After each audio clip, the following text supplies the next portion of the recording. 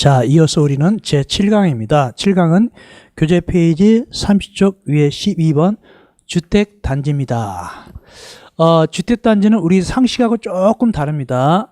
보통 우리가 아파트단지, 당연히 여기 주택단지에 들어갑니다. 그런데 여기는 또 하나도 주택단지가 있습니다. 즉 아파트 단지 만들기 전 단계, 즉 대지를 조성한 것도 주택단지라고 합니다. 그래서 대지를 잘 조성한 것, 이것도 주택단지고, 그 위에다가 아파트, 관리사무소, 경로당 다 지어놓은 것도 주택단지다. 두 개입니다. 볼까요? 주택단지, 주택건설사업계획, 주택 지은 거죠. 또는 대지 조성사업계획 승인, 대지 조성한 거죠. 이렇게 해가지고 주택, 부대시설, 봉시설을 건설하거나, 여기까지가 이제 보통 단지죠. 그런데 대지를 조성하는데 사용된 일단 토지, 땅, 대지 조성한 거 있죠? 이 땅만 있는 거, 이것도 주택단지입니다. 그래서 두 가지가 주택단지인데, 다만 여기 대지를 조성했다는 것은 단순히 불도저로 밀었다는 뜻이 아닙니다. 거기 가보면은 대지 조성하는데 혹시 가보셨어요? 가본 말이죠. 수도 같은 거 다 묻어놨어요. 전기도 묻어놓고 수도 묻어놓고 가스관 다 묻어놓은 상태입니다. 이게 바로 대지를 조성했다 그러는 거예요. 도로도 넓이 다 맞춰놨습니다. 그런 겁니다. 그런데 시험 문제 뭐가 나오냐? 거기 2번 동그라미 2번 3번, 즉 동그라미 1, 2, 3, 4, 즉 주택단지는 이런 곳이 가운데로 지나가면 별개로 된다. 한 단지가 될 수 없다 그 뜻입니다. 그 중에서 2번 3번이 중요합니다. 1번부터 봐드릴게요. 그래서 아파트 단지가 있는데 가운데 철도가 지나간다. 그럼 원칙적으로 한 단지가 된다 안 된다? 안 된다. 고속도로 지나간다. 된다 안 된다? 안 된다. 그 뜻이에요. 그 뜻이에요. 원칙으로 안 된다는 뜻입니다. 또 일반 도로는 몇 미터 이상 지나갈 때 아닌다. 중간에 지나갈 때 안 된다. 20m, 이거 시험 문제 나왔어요. 20m 이상 지나가도 별개 단지로 봐야 되고, 도시계획 이정도로 몇 미터 이상일 때, 8m 이상일 때, 이것도 시험 문제 나와도 있고, 8m 이상. 예.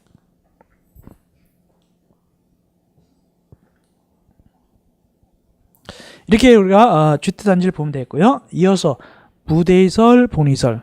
요번에 쉽게 부대시설 나왔어요. 부대시설. 다음 중 부대시설에 해당되지 않는 거 하고 작년에 나왔어요. 쉽게 나왔습니다. 부대시설 안 들어가는 거. 부대시설 보니까 일단은 동그라미 1번은 꼭 외우셔야 돼요. 주차장도 부대시설이고, 관리사무소도 부대시설이고, 담벼락, 담장도 부대시설이고, 아파트 안에 도로, 아파트 안에 있는 도로, 주택단지 안에 도로도 부대시설입니다. 그럼 아파트 밖에 연결된 도로는 뭘까? 안에 말고? 그거는 이따 배우는데, 간선시설입니다. 간선시설. 간선시설이 되겠습니다. 밖에 있는 거는 간선시설입니다. 안에 있는 건 부대시설이고. 그 다음에 본시설 봅시다. 주로 시험 문제 할 때는 부대시설하고 본시설 섞어서 나옵니다. 그래서 이게 콩이냐 팥이냐 물어봐요. 섞어놓고. 본시설 보겠습니다. 주택단지의 입자 등의 생활복을 위해서 쓰는 것인데, 어린이 놀이터 본시설이에요. 근린생활시설 이따 얘기하고, 유치원, 요즘 유치원 많이 파동나죠? 유치원 먹을 거 가지고 뭐 이렇게 대강 주고 말이죠. 뭐 돈 낸 게 먹는다, 뭐 별얘기가 다 나와요. 유치원. 어떻게 유치원 하면은 원장하면 돈 잘 버는 것 같아요. 보니까. 주민운동시설, 경로당 다 본시설입니다. 본시설. 경로당은 옛날에 뭐라 불렀냐면은 노인정이라고, 노인정. 지금 뭐라고 한다? 경로당 이렇게 불러요. 그런데 여기 근린생활시설이 뭐냐? 근린생활시설은 건축법은 제1종 근린생활시설, 제2종 근린생활이 있죠.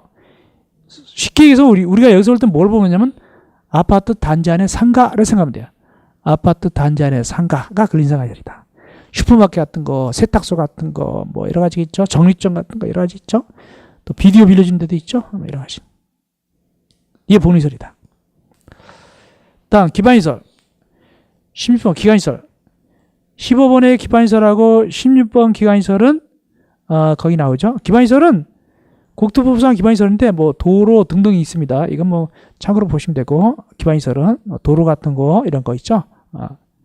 반면에 기간시설, 여기 기간시설은 뭐냐면은 특별히 16번 기간시설하고 7번 간선시설은 DNA가 같아요.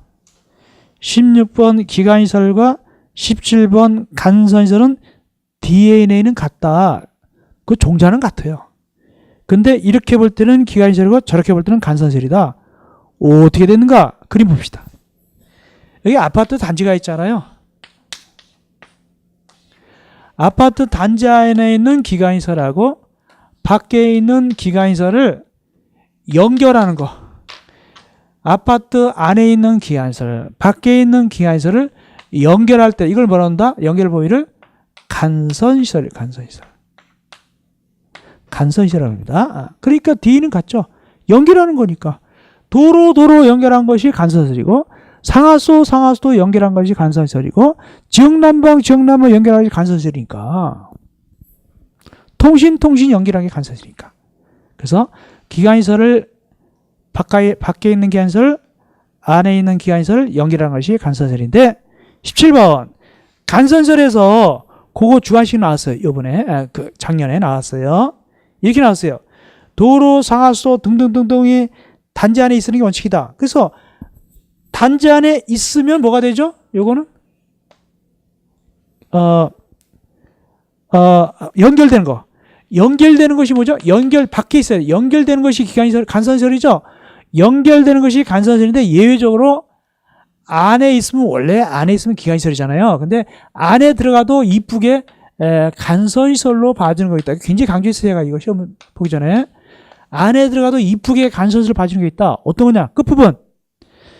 원래 안에 있으면 기간시설인데 안에 들어가도 너 이뻐, 너도 간선시설이야 부르는 게 맨 끝에 뭐죠? 가스시설, 통신시설 및 지역난방시설인 경우는 주택단지 안에 거도 뭐라 부른다고요? 간선시설이라 부른다. 끝에 요거 강조했는데 이게 주관식 나왔어요. 뭘 가르쳐놨냐면 끝에 지역난방시설 그걸 가르쳐놨어요. 정답은 지역난방시설이었어요. 지역난방시설 가르쳤기 때문에 그 안에 들어가는 거 뭐죠? 가스시설, 통신시설, 지역난방시설. 주관식 가르치기를 지역난방시설 가르쳐서 그거 나왔어요. 지역난방시설인데 어떤 학생이 이걸 갖다가 시험 보고 난 다음에 질문 올렸어요. 저한테요. 이렇게 해서 질문 올렸어요. 원래는 지역난방시설 써야 되는데 이분이 그냥 지역 난방만 쓴 거예요. 지역 난방만 쓰는 거예요. 뭘 빼놓고? 시설을 안 쓴 거예요. 이걸 안 쓰고 이건 빼놓고 지역 난방이라고 써는 거예요. 그래서 이게 정답, 이거 원래는 이제 지역 난방시설로 정답이 나왔죠. 가답은 나왔는데 이거 맞게 해줄까요? 틀리니까 저한테 물어보는 거예요. 난감하게. 그래서 그렇게 대답했죠. 일단은 맞게 하기 힘들다. 왜냐 앞에 거기 다 시설 붙었잖아요. 거기 가스 시설, 통신 시설, 지역난방 시설인데 지역난방 이렇게 써놨으니까 맞기는 힘들 것 같다. 근데 다만 혹시 시험위원회에서 불쌍하다고 혹시 구제하면 혹시 맞을 수도 있는데 그 확률은 굉장히 떨어진다. 주관식이라서. 그래서 그렇게 대답을 해드렸는데 모르겠어요. 시험위원회에서 올해 워낙 합격성이 떨어질 거니까 봐줘가지고 맞게 해줄지는 모르겠는데 일단은 틀다고 봐야 돼요. 혹시 기적이 일어나서 시험위원회에서 이게 사정위원회 할 때 이거 시설 뺀다고 해줄까요? 이렇게 하면 또 그렇게 하자면 할 수도 있는 거지만은 그러나 사실상은 맞게 하기가 힘들다고 봐요. 그렇게 위로 말씀해놨는데 결론 어떻게 나올지 모르겠는데 궁금합니다만 그렇습니다. 근데 사실상은 맞다고 주장하기는 좀 어려워요. 시설이 빠졌기 때문에. 그렇게 얘기했습니다. 그래서 여러분들 이거 주관 쓸 때는 정식으로 다 써줘야 돼요. 답안 쓸 때는.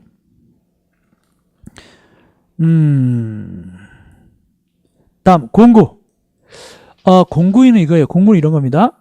공구는 우리가 벤치 같은 거 뭐 프라이야 뭐 이런 거 망치 이걸 얘기하는 게 아니에요. 우리가 지하철 공사할 때 그 넓은 지역 어떻게 하죠? 109, 209 하죠. 그걸 얘기하는 거예요. 아파트 단지가 너무 크면은 109, 209 이렇게 하는 거. 이게 바로 공구예요. 그래서 따로따로 착수도 하고 따로따로 사용공사 받아요. 따로따로 착수하고 착공신고하고 따로따로 착공신고하고 따로따로 사용공사 받는다. 109 착공신고 그 다음에 109 사용공사 따로따로 받을 수 있어요. 209 따로 받을 수 있고. 여기 착공신고는 그렇다 치고 사용검사는 뭐냐. 건축법에서는 공사 다 끝나면 사용승인 받잖아요. 그죠? 건축법에서는 공사 다 끝나면 사용승인 받죠.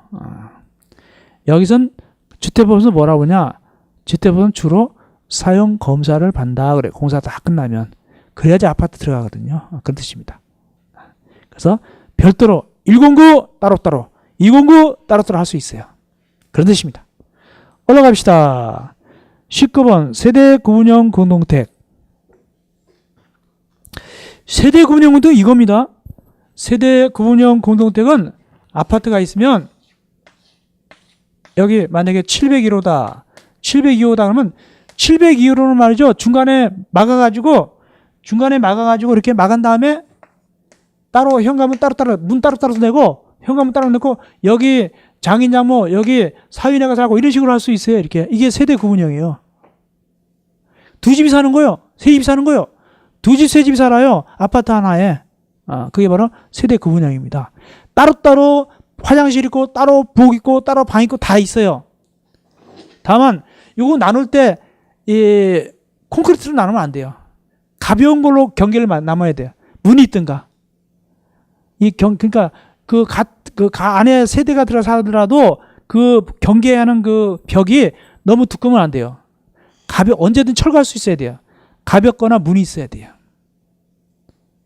근데 핵심이 뭐냐면 이 세대 구분형을 할 때는 거기 생활은 구분해서 생활해요. 근데 법적으로 구분 소유, 법적으로 이 소유권을 구분 소유할 수 있다 없다? 구분 소유는 할 수 없어요. 구분 소유는 안 됩니다. 법적으로 구분 소유를 할 수. 그러니까 여기가 소유권이 두 개 되는 건 아니에요. 하나를 나눠 쓰는 것뿐입니다.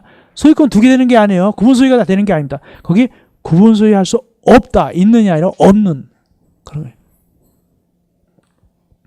그래가지고 대통령령으로 건설 기준, 설치 기준, 면적 기준에 적합한다. 이렇게 나오죠. 그럼 상식적으로 나중에 배우겠지만 이 세대 구분형이 이 아파트동에 50% 이상이 세대 구분형이다. 그럼 될까요? 안 될까요?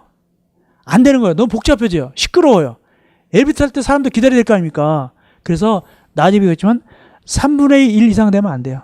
이 세대 구분형이 여기 아파트 호수에 다 세대 구분형하면 아주 복잡해지거든요. 그래서 3분의 2 이상 되면 안 된다. 이거 나와요. 나중에 이제 기본 가이드 하면 자세히 할 겁니다. 일단은 세대 구분형 공동택에 그런 것이 있구나.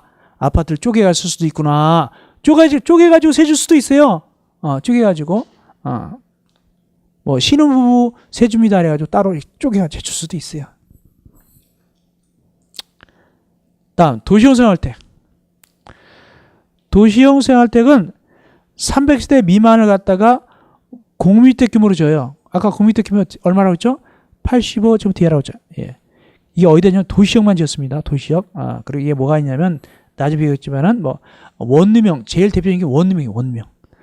정식 원룸형택이 바로 뭐다? 도시형 생활택이에요. 원룸형 오리지널 원룸형은 공동택이에요. 공동택. 거기에 300세대라고 해요. 세대. 세대는 공동택 세는 거 아닙니까? 근데 가짜 원룸이 되게 많아요. 실제로 원룸이나 붙여놨죠? 가짜가 많아요. 그건 정식은 아니고 진짜 원룸은 공동택이에요. 작아서 그렇지.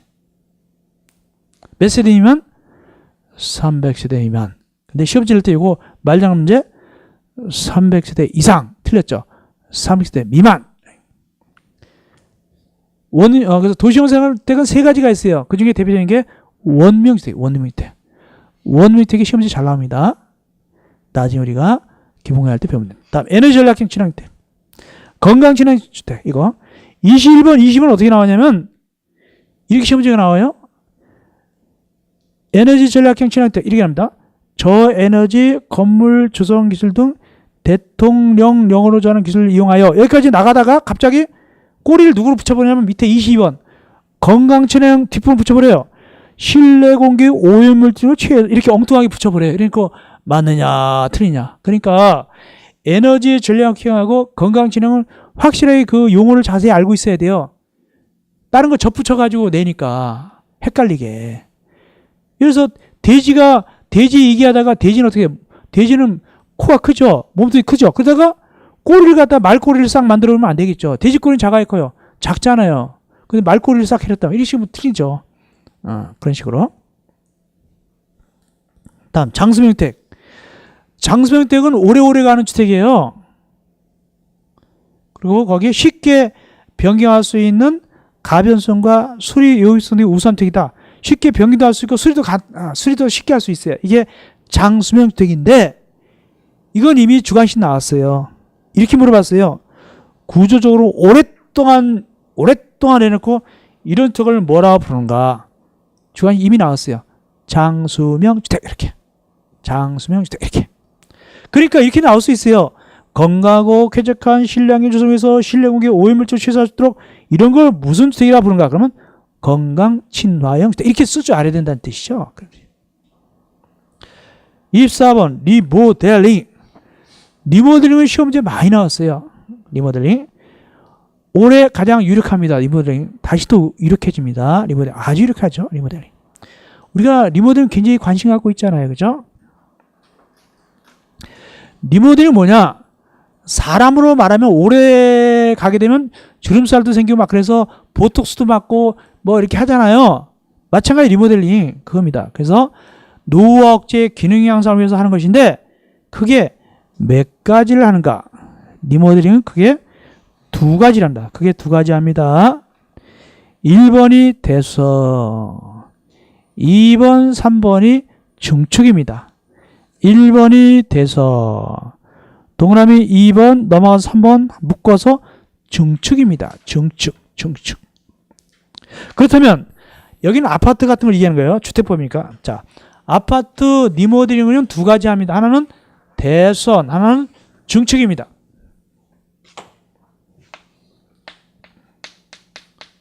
또 하나는 증축인데 근데 말이죠. 증축인데 대선은 이미 배웠죠 우리가? 어디서?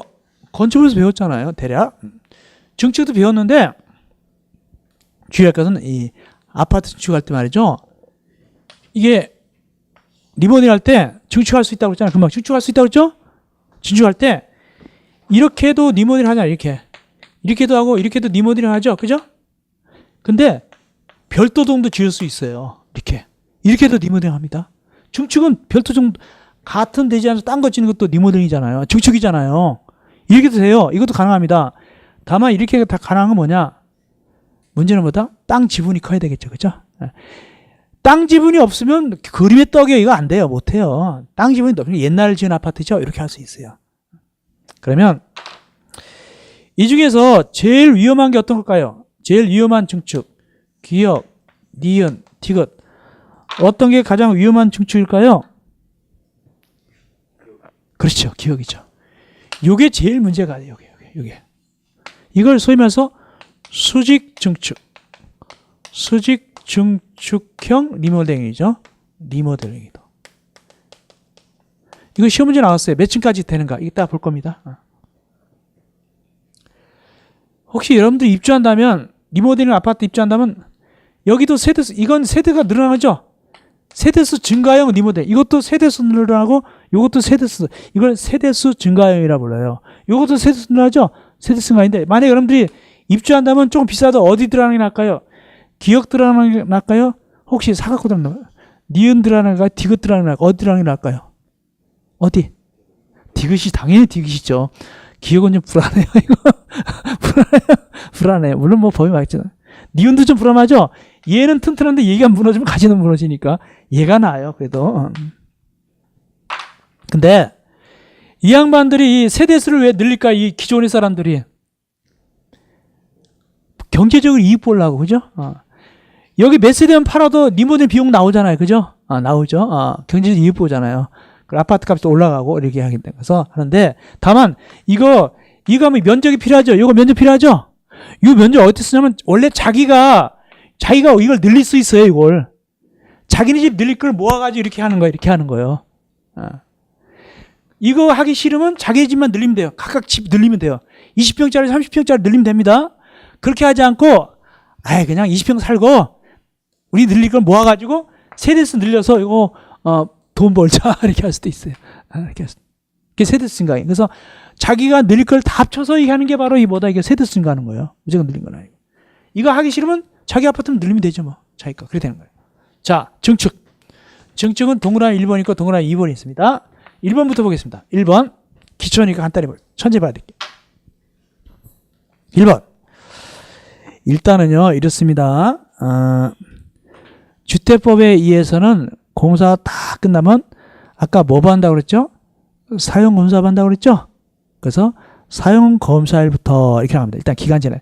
증축하려면 사용검사부터 얼마 기간 전에 돼요. 일단 사용검사일이고. 근데 가려고 아파트인데 말이죠.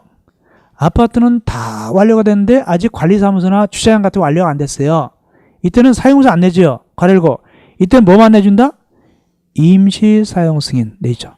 그날로부터. 그 다음 아파트를 지을 때 예를 들어서 뭐 한 20세대 아파트 지었어요.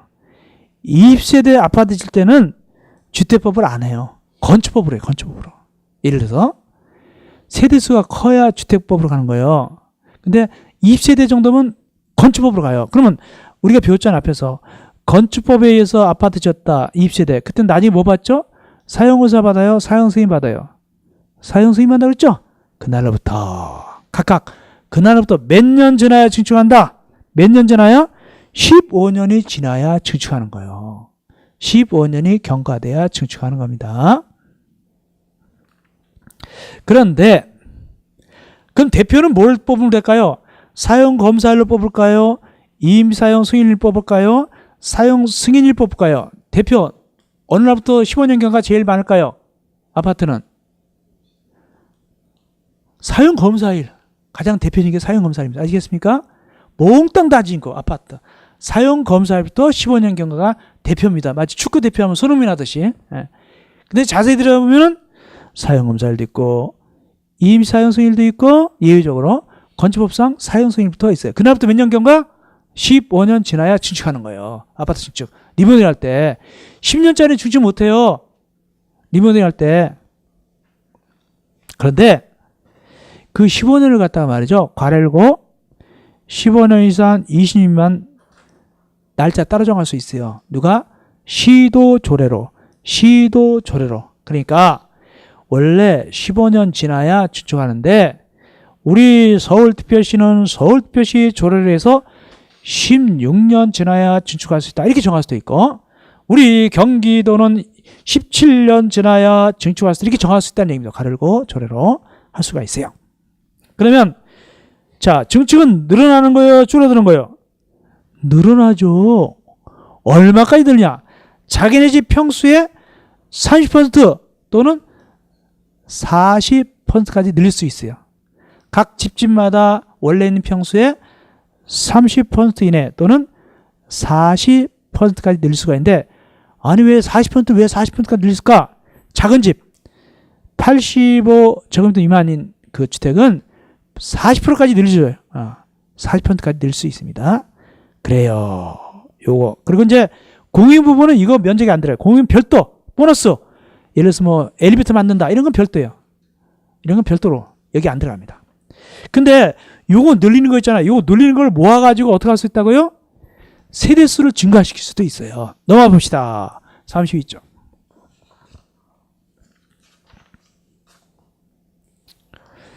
위의 동원의 3번.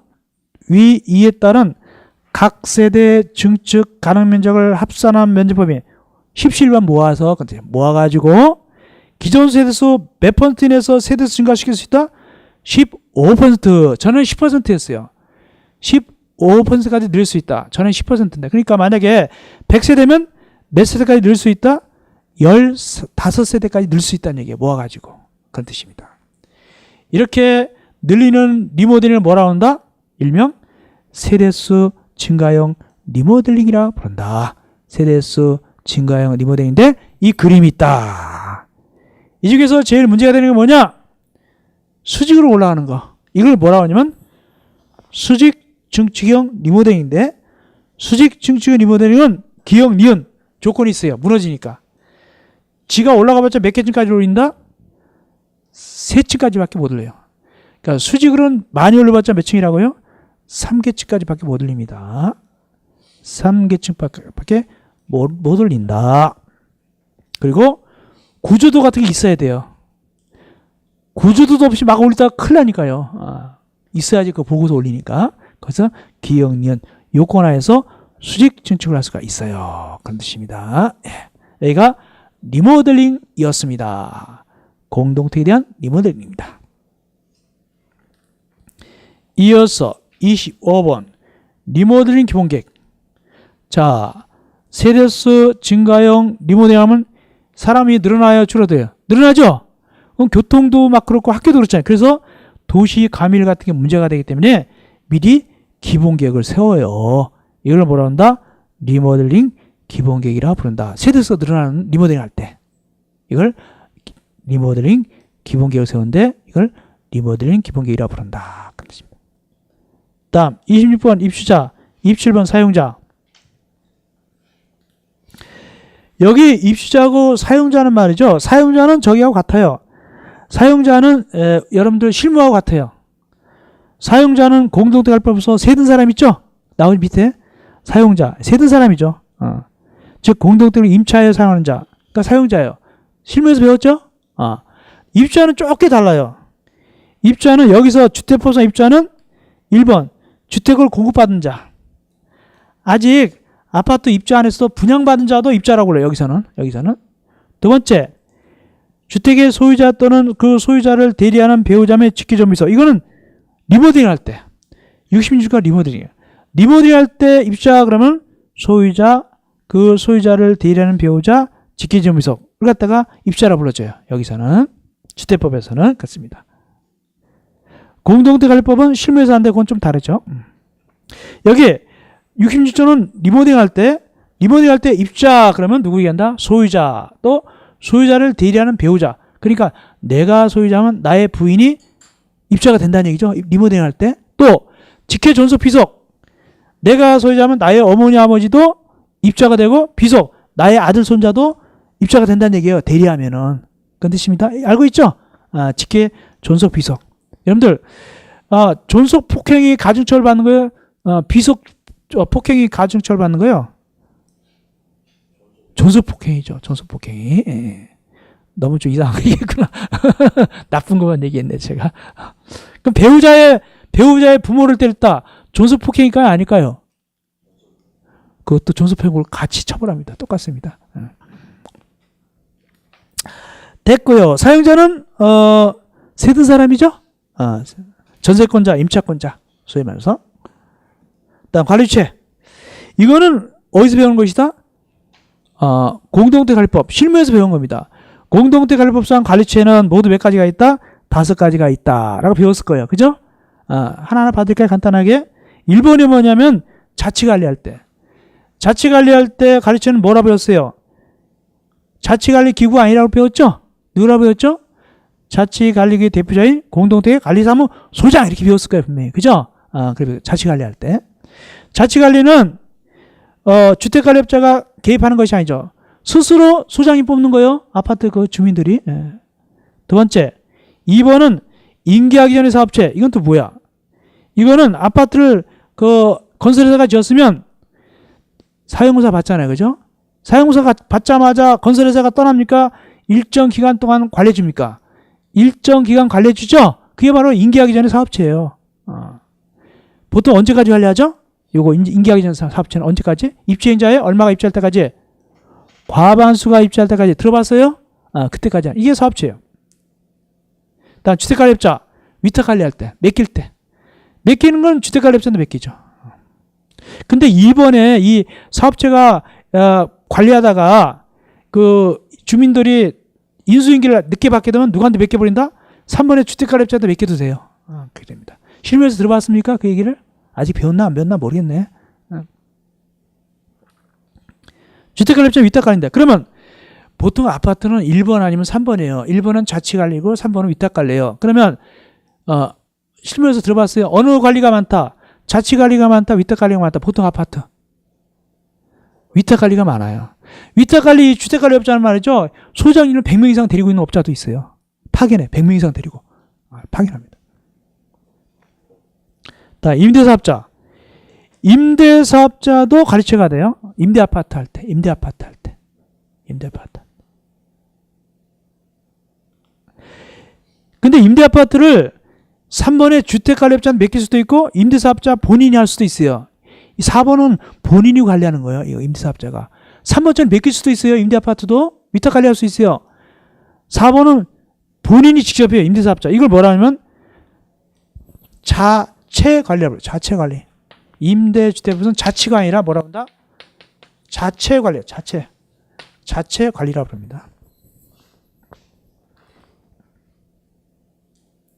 다음, 5번째는 민간임대아파트. 민간임대아파트에서 주택임대관리업자도 관리처가 돼요. 민간임대아파트에 있어서 주택임대관리업자도 일정한 경우는 관리처라고 부릅니다. 이게 새로 들어갔어요. 새로 들어간 거예요. 이거 1년밖에 안 돼 들어간 지가.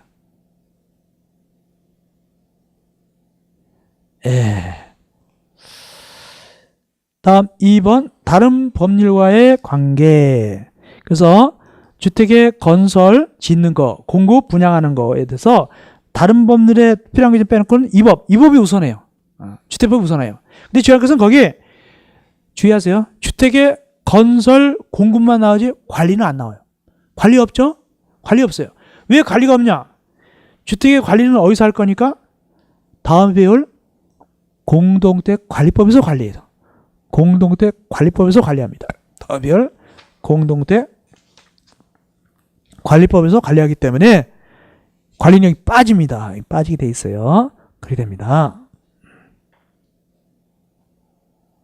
네. 이어서 33조 제2절 주택의 건설 등 들어갑니다. 주택, 건설, 사업자 등 맨날 얘기합니다. 항상 주체는 누구다? 이게 사업체인데 사업체는 둘이 있습니다. 누구다? 주택을 건설하는 자, 대지를 조성하는 자 꼭 두 개를 이해해야 돼요. 항상 두 개 해야 됩니다. 주택을 건설하는 자, 대지를 조성하는 자 이렇게 해야 됩니다. 그래서 보니까 등록대상 등록하는데 이건 수로 민간업자예요. 민간업자가 연간 대통령령을 호수 이상 주택건설 시행하는 자, 주택건설. 또 하나 대통령령으로 정하는 면적 이상 대지소송, 즉 대지소송하는 자. 이 둘은 등록을 해야 돼요. 연간에서 주택을 얼마, 보통 연간 20호입니다. 연간 20호. 주택은 20호고 대지는 연간 1만 제곱미터 이상입니다. 나중에 배우겠지만.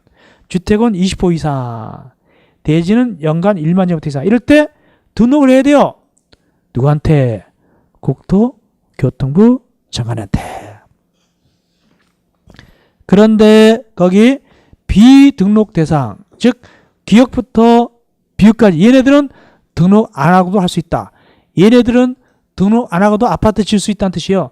대지를 조성할 수 있다. 누군데? 얼굴 좀 보자. 기역, 니은, 디귿 내 친구. 기역, 니은, 디귿 내 친구 몰려있죠? 얘네들은 공공기관이니까 등록 안 해도 괜찮아요. 그 다음에 니을, 공익법인. 이거 옛날에 시험지 뭐 나왔냐면 공익법인 등록하는 거 뭐가 나왔냐? 옛날 시험 문제 사랑의 집짓기 운동 이런 게 사랑의 집짓기 운동 그게 바로 공익법인인가 봐요. 사랑의 집짓기 운동 이거 그거는 등록 안 한다. 공익법인. 다음 미음 주택조합. 주택조합은 민간 성격이기 때문에 등록을 해야 돼요. 주택조합은 공공기관 아니죠. 주택조합은 민간적인 성격이 등록을 하는데 주의하셔야 돼요.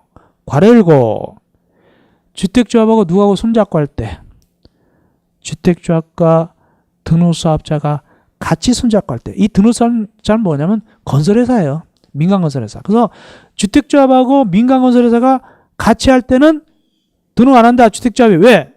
이 민간건설업자, 저 등록사업자가 이미 등록했으니까. 그러니까 주택조합이 등록사업자, 민간건설회사한테 같이 우리 아파트 집시다 하거든요. 주택조합은 잘 못 지니까 맡기잖아요. 건설회사. 그러면 주택조합이 제가 등록해야 될까요? 주택 등록 아니야. 내가 이미 등록했거든. 나 건설회사라는데 등록했어. 너는 안 해도 돼. 이거예요. 그것이 미움입니다. 근데 주택조합이 자기네가 직접 짓겠대요. 그때는 등록해야 돼요. 다음 비읍. 비읍은 뭐냐? 근로자를 고용하는 자. 이게 뭐요? 근로자를 고용한 자를 세자로 뭐라고 하냐? 고용자. 이렇게. 고용자. 고용자. 고용자 그러냐? 성은 고시오, 이름은 용자냐? 미스고요? 미세스고요? 아니에요.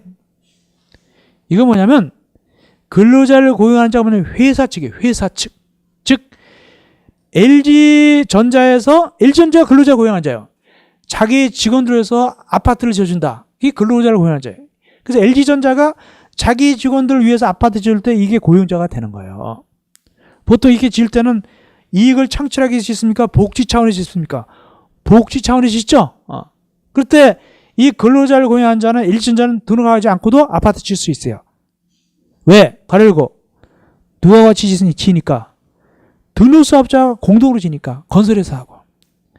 LG전자 자체는 아파트 짓는데 서투르잖아요. 그러니까 누가 같이 한다고요? 건설회사가 같이 한단 말이죠. 그렇기 때문에 등록 안 하는데 비읍은 주의하셔야 돼요. 왜냐? 아까 미음은 주택조합이 혼자 할 때도 있어요. 이때 등록합니다. 그런데 비읍 고용자는요. 나중에 비우지만 반드시 고용자는 등록사업자와 같이 하도록 되어 있어요.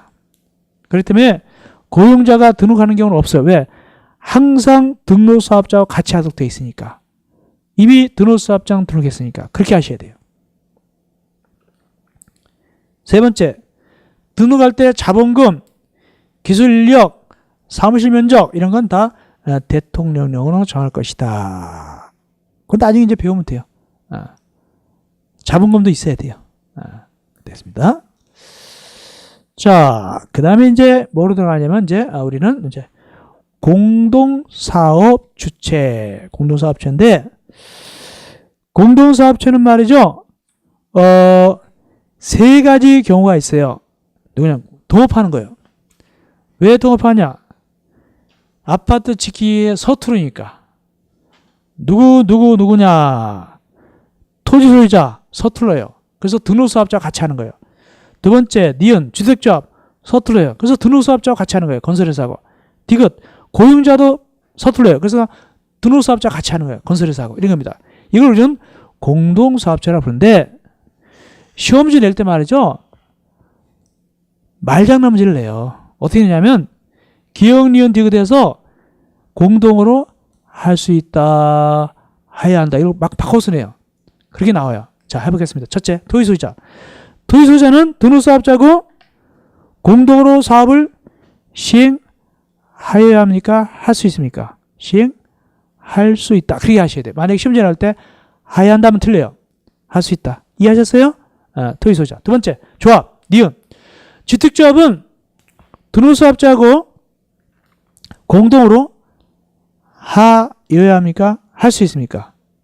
할 수 있다. 해야 되는 건 아니야. 할 수 있어요. 근데 어느 조합은 빠지냐? 리모델링 주택조합에서 세대수가 증가하지 않는 건 굳이 공동에 안 들어가요. 세대수가 증가하지 않는 리모델링 조합은 제한다. 굳이 공동을 할 필요가 없어요.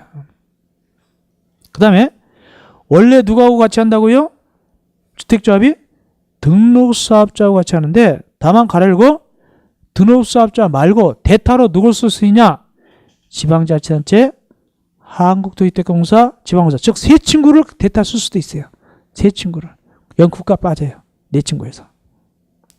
그다음 마지막 고용자. 고용자는 말이죠. 할 수 있다가 아니에요. 하여야 한다 이거예요. 반드시 해야 된다. 그러니까 등록하는 경우가 없어요. 고용자는. 왜? 등록사업자 같이 해야 되니까. 거기 고용자는 등록사업자고 공동으로 사업을 시행하여야 한다. 할 수 있다가 아니라 하여야 한다. 이게 중요한 거예요. 넘어갑시다. 마지막으로 34쪽 위에 보고 쉬겠는데 동화 2번 공동사업체 간에 이건 뭐냐면 한마디로 말씀드리면 34쪽 위에 이건 뭐냐면 한마디로 동업이에요. 동업. 동업하다 싸움 나는 경우가 있잖아요. 그래서 싸움 날까봐 구체적인 업무, 비용, 책임 분담 이런 거는 대통령령이 정하는 범위에서 당사자 간 협약에 따른다. 자세하게 정해야 돼요. 협약을 맺어야 돼요. 이 협약을 맺는 것은 대통령령이 정합니다. 대통령령으로 정합니다. 국토교통부령이 아니다. 이렇게 하시면 됩니다. 여기까지 해서 우리가 7강을 마무리하겠습니다. 이제 8강에서는 주택조합 들어가면 되네요. 8강에서. 자, 고생하셨습니다.